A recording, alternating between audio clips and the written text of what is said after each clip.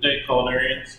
Today I'm going to show you how to flip an egg, flip one egg, flip two eggs in a saute pan. I'm using an 8-inch non-stick saute pan. In the industry for breakfast cooking, generally most restaurants use 8-inch non-stick saute pan.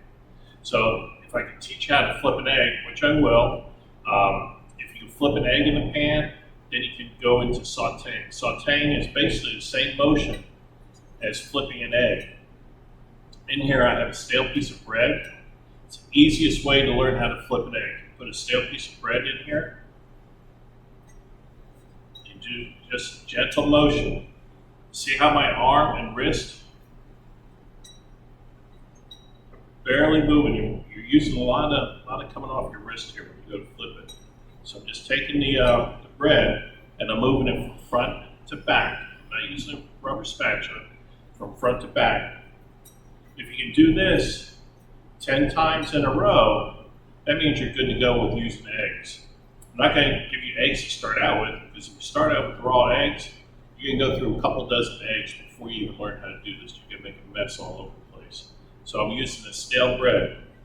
Just a simple motion. A lot of students get their whole arm into the action. You don't want to do this. Just a simple flip with your wrist. Okay? Front to back. Front to back. If you can do the bread, you can do the eggs. So I practiced. I was able to flip the bread 10 times. I'm going to take that out. I'm going to clean the little breadcrumbs out of there. I'm going to put my my skillet on the induction burner. I'm going to be using induction burner for cooking. When you guys get into class, we got plenty of these induction burners for you to try out and use. In the industry, more and more places are going with these induction burners. So I want to get you guys used to cooking with induction burners along with gas on the stove here. So first thing I'm going to do is I'm going to get my eggs.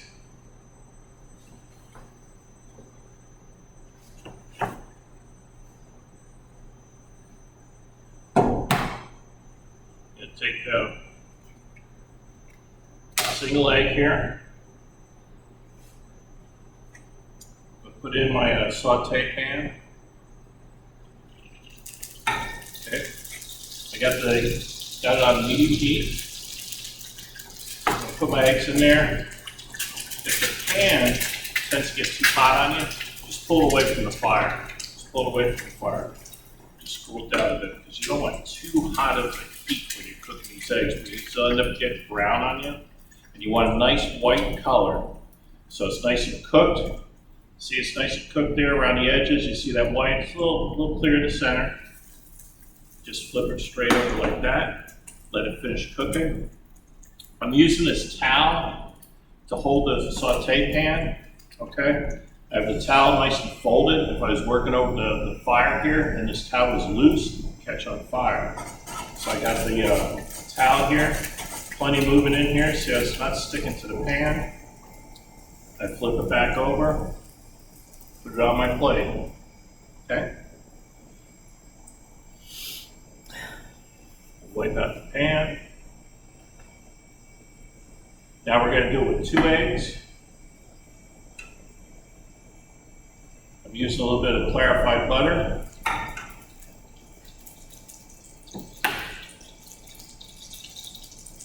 Got 1, 2 eggs. Notice as I'm breaking the eggs, I'm breaking them on a flat surface.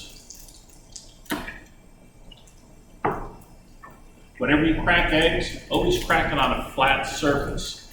If you crack it on the side of the bowl or on the side of the container or on the side of something, a lot of times what happens is that shell penetrates into the egg and you can break your yolk. So the yolk can be broken before you even put it in the pan.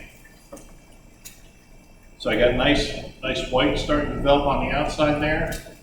Take my egg, flip it over, nice and gentle. You don't want to get too much height on these eggs, because if you get too much height, as it leaves the pan and comes back down, that yolk could break on you. Okay? So you want to get a nice gentle action. Okay, the eggs are cooked. Flip it back over. Beautiful. See, there's no brown. It's just all white right there. Finish that. Put it right on my plate. That's how you flip an egg. Thank you.